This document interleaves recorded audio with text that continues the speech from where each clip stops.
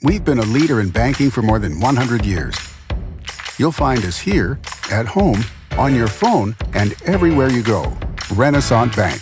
Understanding you. Member FDIC. Equal housing lender.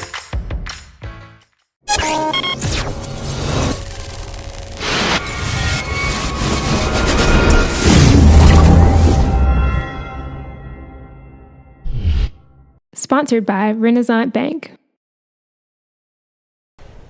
Good morning and welcome to Daily Journal Newsbreak for Thursday, January 11th. I'm your host, Chris Kiefer, and we're going to take a look at the top news and sports stories from Northeast Mississippi. But first, let's start with your weather forecast. Today we're looking at rain. That's a 70% chance of rain with a high of 65 and a low down to 32. Your 3-day outlook Friday calls for rain, possibly even snow, with a high of 36 and a low of 20. It's a 70% chance of rain. Saturday, partly cloudy, high of 34, low of 18. Sunday, partly cloudy again, high of 33, low at 21. Let's take a look now at today's top headlines. As we mentioned on the weather forecast, you could see snow tomorrow. An area of low pressure moving across the Mississippi Valley today could bring up to 2 inches of snow to parts of northeast Mississippi on Friday.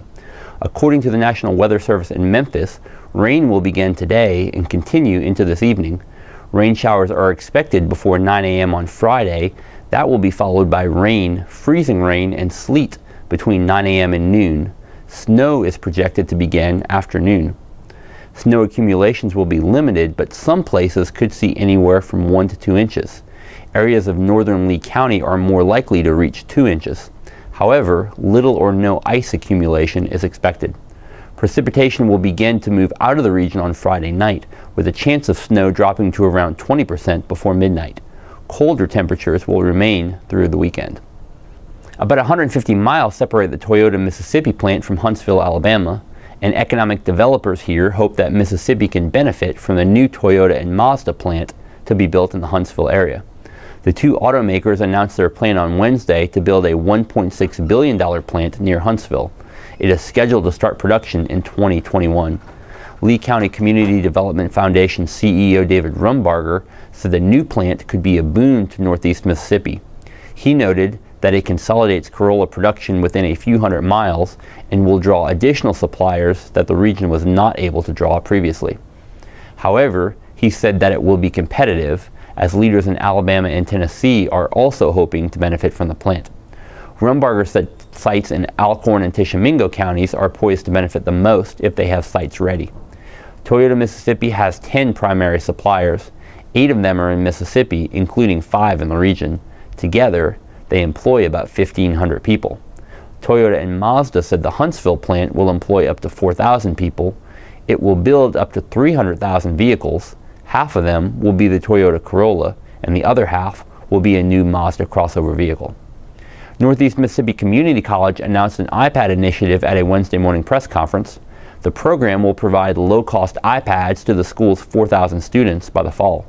Northeast officials said this is the first time a community college has implemented the initiative. It was made possible through a partnership with Apple. The college began the process of placing the devices in classrooms 4 years ago. College officials said the devices allow many benefits. Those include real-time polling, online private tutoring, and paperless testing. The school will sell the iPads for $330.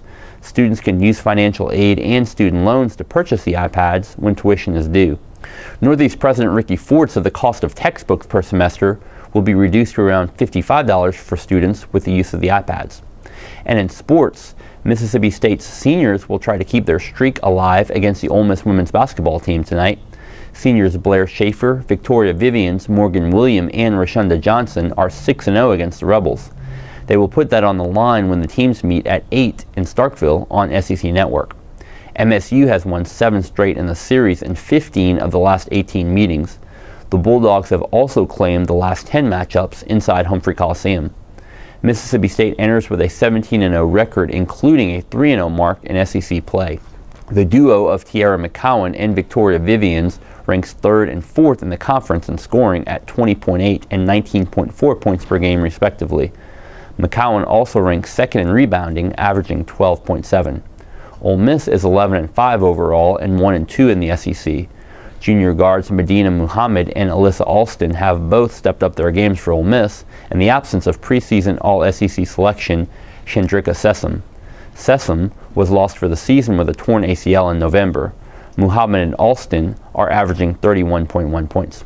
And that does it for Newsbreak on this Thursday. Don't forget that this show is just one of the many online offerings courtesy of the Daily Journal that gets you news off the page and on the go. Look for the Prep Rally podcast for the latest in Northeast Mississippi high school sports with hosts Brad Locke and Dalton Middleton.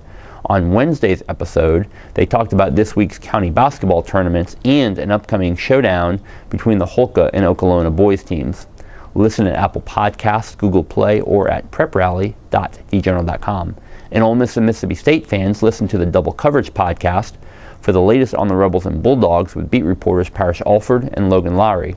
Look for a new episode this afternoon in Apple Podcasts, Google Play, or at doublecoverage.djournal.com. Each story discussed today on Newsbreak can be found in your daily journal or online at djournal.com, where you can also find a new episode of Newsbreak each weekday morning at 7 a.m. Thanks for joining us. I'm Chris Kiefer. Have a great Thursday.